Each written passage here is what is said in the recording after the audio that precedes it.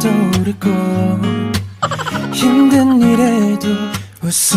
Hello guys! Welcome back to my channel. So today's vlog is mix po siya, and then meron po akong order sa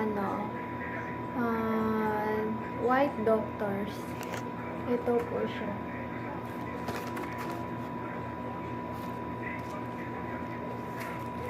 So buksan po natin kasi ito po is para pampaputi po siya.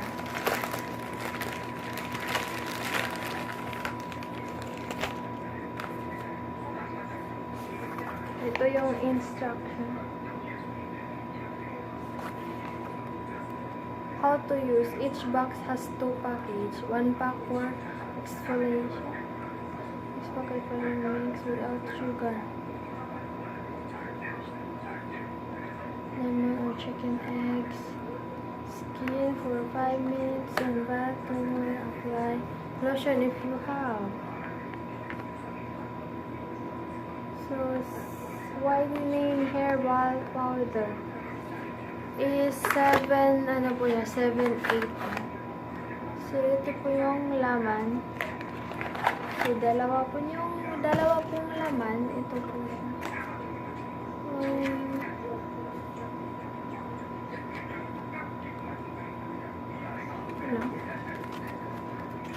Ulit kailangan sa i-mix ng fresh milk at saka egg.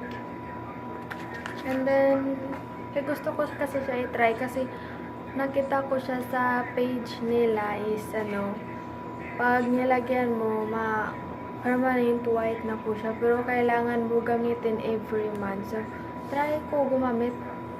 Pumuti pa ba? So, ito lang po siya guys. Ipakita ko lang kung anong result dito at saka procedure if meron akong ingredients. Kasi ngayon is wala pa po akong ingredients. So, hindi ko magawa sa ngayon. So,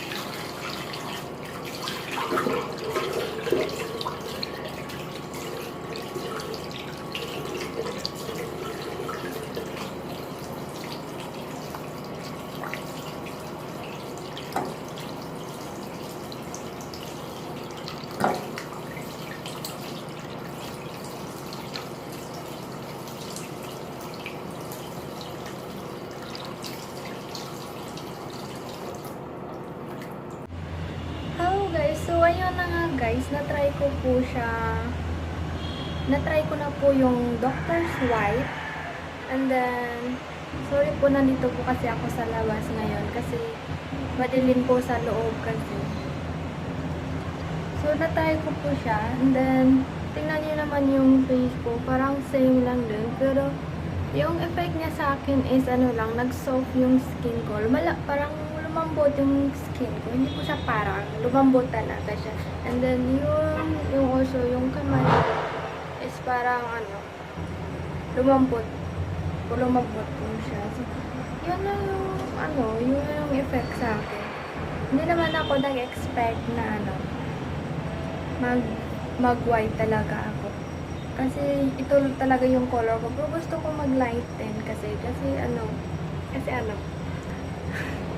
because yung minimix ko kasi wala po akong ano, fresh milk. So, egg lang po yun. So, sinama ko na yung egg yolk kasi wala nang ingredients. So, yung nilagay ko is warm water na mineral para mabilis po siyang i-mixtures kasi wala nga akong ingredients. So, okay naman po siya pero parang nasobrahan yata ng tubig yung ano, paglagay ko. Kaya, ganun yung result niya. So, next time try ko naman po siya maybe once a week ako magamit. Para tingnan ko yung ano talaga yung effect ng Dr. White. So, dito lang po guys. So, thank you so much for watching.